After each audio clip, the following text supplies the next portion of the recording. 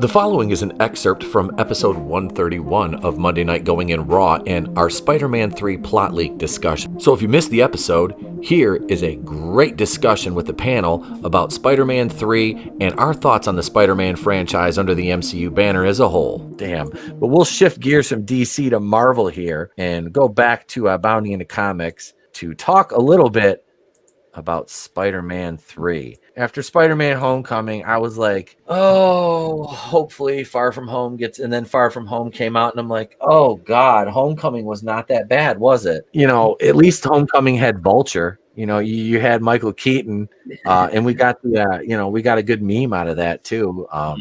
When you meet your girlfriend's gay dad on Grindr, and it's like, there it is right there. But no, that meme was fucking great. The John Watts is doing Spider-Man 3, and they announced that he's going to do the Fantastic Four movie too, which really makes me nervous because it's like, do I really want to go back to Josh Trank? It's just like chicken breast with no salt or pepper on it. That's what his movies remind me. They're just there. I'm not even trying to make a point. It just, I don't have any faith in him to handle the Fantastic Four at all.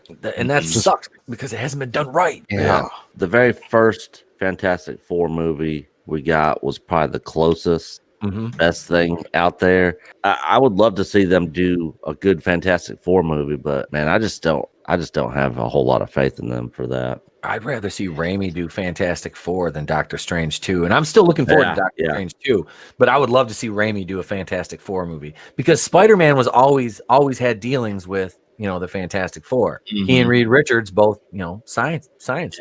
Reed Richards is fucking a genius. It would make sense. And there were a lot of Fantastic Four Easter eggs in Spider-Man Far From Home in that last scene when him and not MJ were swinging through New York. And I really felt bad. I feel bad for Zendaya because it's like she catches a lot of heat because she's not Mary Jane, and she's not, but I don't have anything against Zendaya. She's a great actress. I'm actually looking forward to seeing her in Dune. No, so Spider-Man 3, we've heard all the rumors it's going to have Garfield and Maguire and Emma Stone. This is the thing I think they should have. They should do a DC invasion and have Joe Manganiello come back and play Flash Thompson. Halfway through the movie, he turns into fucking Deathstroke. Though, make it happen. Make it happen. We get Deathstroke in the MCU. He meets up with Deadpool, and they're like they're doing that mime thing where they're like both doing the same. That it would be meta and perfect and beautiful in every way. I think it would be great. But no, that's another thing that killed me is like Flash Thompson isn't a little fucking nerd. He's not a little Indian kid. Nothing against the little Indian kids, but Flash Thompson was this big ass fucking. He could have been a big ass Indian dude. That bullies Peter because that's who Flash was. Apparently in the John Watts Spider-Man movies, not so much. But here's a little. That is one of my biggest complaints about his movies. Is I think Tom Holland is great as Spider-Man if he actually gets to play Spider-Man and not Iron Boy. So I think he'd be fine. But the cast surrounding him, I absolutely hate them. I can't stand Zendaya. I can't stand Flash Thompson. Ned, I like his friend Ned. I think he's funny, but he's a poor substitute for Harry Osborn. It's just that's one of my biggest complaints about his movies is his surrounding cast is just shit. Yeah, I completely agree. I enjoyed the Spider-Man movies for what they were. I definitely want to see Spider-Man be Spider-Man and not rely on Tony Stark, or from the way it sounds, he's going to rely on Doctor Strange or look up to him in Multiverse of Madness. Just let him be him. Let him do his own thing. He's smart and intelligent, and they sort of hinted at it in the first Spider-Man of this, where he had like the web fluids and stuff that he was working with. And then they just went away from it. It's like, don't tease me with that stuff and then not do anything with it. Yeah, he needs to be more. They need to move him more into a leadership / role model type role instead of being like the little bitch, for everybody else, Well, he met Mysterio in Far From Home. And within 5 minutes, he's like, here's the glasses and all the Stark tech. Just leave it to him. It's like the little kid that walks up and say, what do you say when you meet a nice man? Are you my daddy? That's basically what he fucking did. Mysterio. It's like he's not Papa Mysterio. And just to go back real quick to the Flash Thompson with the Indian kid playing him in here, it's like he looks at that as that's the type of bullying today. People bullying with words and online. We're not having any of this. Actual physical contact type bullying, where you throw them in the locker and lock them in there and trip them in the hallways and stuff like that, because we don't. That is unacceptable bullying. What is going on here? It's bitch made bullying. That's what it is. Bitch made bullying. And honestly, he's much of a bully. He's like, he says shit and does stuff to Peter, and Peter's like, yeah, whatever. He's like, gone. It's like it really doesn't affect him hardly at all. It's like here's a the more you know message announcement to everybody out here on how you handle bullies in today's times. Do what Peter does and just ignore it. Words hurt. And it's so dumb. The more I sit here and think about it, teaching kids how to deal with bullies now. They're just kind of ignoring the entire, kids don't get the idea of bullying from comic books or movies, and the whole one reason they put them in there is to teach kids how to deal with the bully. I don't know, it's going to have an adverse effect. Well, they don't. They're afraid. Like I said, the society the way it is now, it's like they're afraid of alpha males. And the superheroes are fucking like alpha males and females, but they're trying to almost dumb them down to be these little betas. And it's like, look at that meme of the action heroes from the 80s compared to the action heroes of today.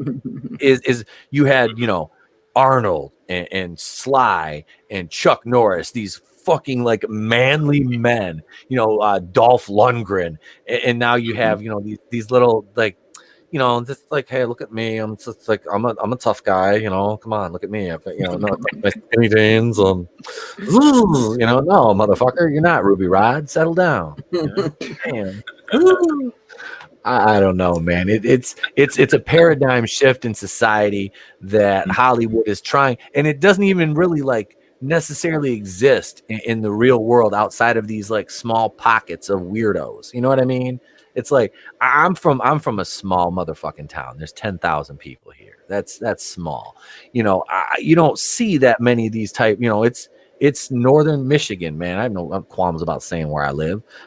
It's northern because there's a lot of places up here to hide bodies. But it is, man. It's like you get these guys few and far between here. Mostly it's pretty much. Not in a southern way, but kind of good old boys. That's the way the area is that I live. I grew up in the country, so I mean that's what I'm used to. It's like I was raised, it's like, so I look at some of this shit and I'm like, how would you function like that? Basically dudes that are afraid of their own shadow. It's like, I don't, I'm not out fucking picking fights at bars and shit like that. I never have been that kind of guy, but it's like, it's like if you push me, you're gonna get punched in the mouth. That's just the way it is. I'm not gonna be like, well, let me talk about my feelings and how that made me feel when you touched me. It's just, God, I'm gonna be in therapy for years over this. It's like, no, that's not the way this works. And these are superheroes, so it's like, give them, don't emasculate a superhero for There's the sake that we should aspire to be, not something that we already are.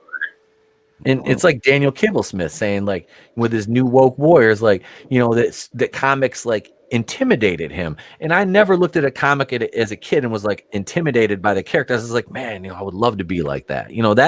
Right. That's the way you're supposed to look at them. It's like, these were just they were too cool for me. And I had to draw them to be Safe Space and Snowflake and fucking be negative and, screen time. He was huffing Grandpa's old internet gas out here. What the fuck is internet gas? I think Peter Parker sent some internet gas. Promise from his backstory.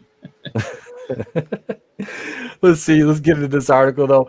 The rumor, these plot details. The rumor after Marvel Studios boss Kevin Feige recently revealed at Disney Investor Day 2020 that Spider-Man 3 would connect to the upcoming Doctor Strange in the Multiverse of Madness film. Feige stated, Doctor Strange in the Multiverse of Madness hits theaters on March 25th, 2022, and we are really pushing the boundaries of storytelling with this thrilling, scary, mind-bending adventure. Well, he had a horror movie lined up until Scott Derrickson left the project over creative differences, which really sucked because he wanted to take it to the horror level, and Feige's, we got to have quips, we got to have jokes. Not only will Doctor Strange, the Multiverse of Madness, connect directly to the events of WandaVision, but it will also connect to the events of our new Spider-Man film coming in December 2021, Feige added. The rumor comes from Mikey Sutton at Geekosity Mag, where he details that Spider-Man, I know him. Mikey Sutton?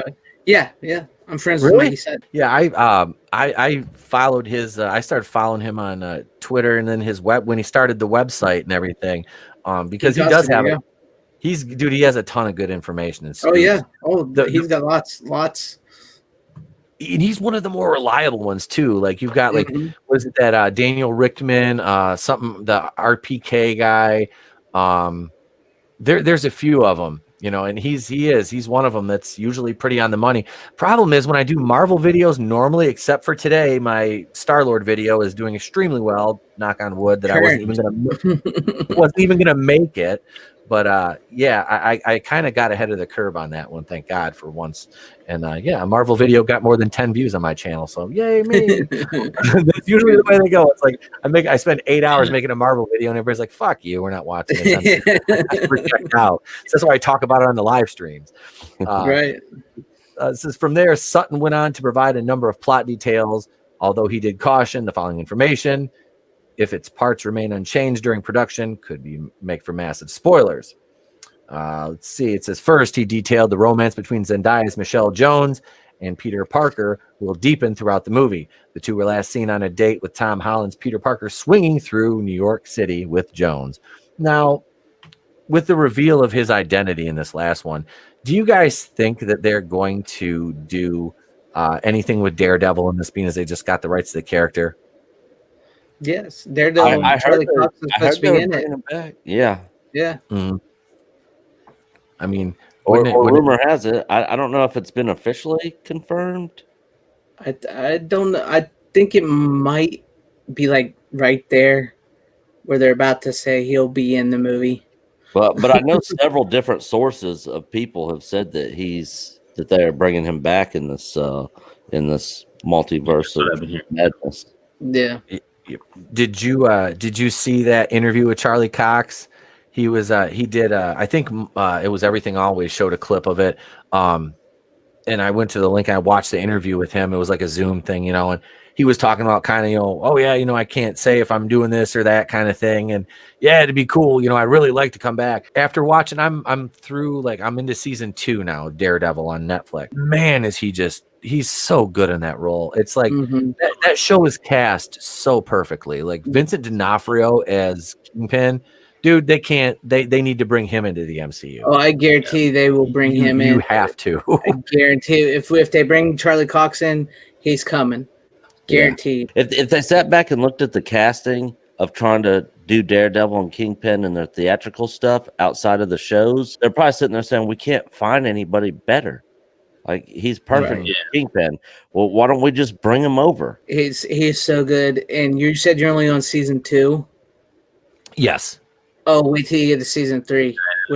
Oh, man. It is so good. Is that when the Punisher comes in? The Punisher comes in season 2. In season 3, you get Bullseye. Okay. Or at least close to it. I don't want to spoil it because it's sort of a huge story. It's a great story, though. This goes on to say, not only does he indicate their romance will deepen, but Sutton adds, the movie will revolve around their relationship, and it's going to be tested here as she realizes how dangerous it is for her boyfriend to be Spider-Man, especially with the world knowing his true identity. One More Day storyline. Oh, that's what they're going to do. Guarantee they're going to do one of the worst Spider-Man runs of all time. Damn. So how long do we have to wait till we get good Spider-Man again? When they bring back in Toby and Andrew, just for the 5 minutes they're going to be on screen. You're going to be like, that's Spider-Man. Oh, and then we're back to this shit. Yep. If you enjoy content like this, please be sure to check out the link to the video in the description and come back every Monday night at 8:30 Eastern. Check out our live streams, Monday Night Going In Raw. Please subscribe on the way out, and don't forget to bitch slap that like button for me. I'm Etepel Queen of the Place to Be Reviews. I've been here with all of yous, and remember, if I don't see you, have a great day and a pleasant tomorrow. I'll catch you on the next one.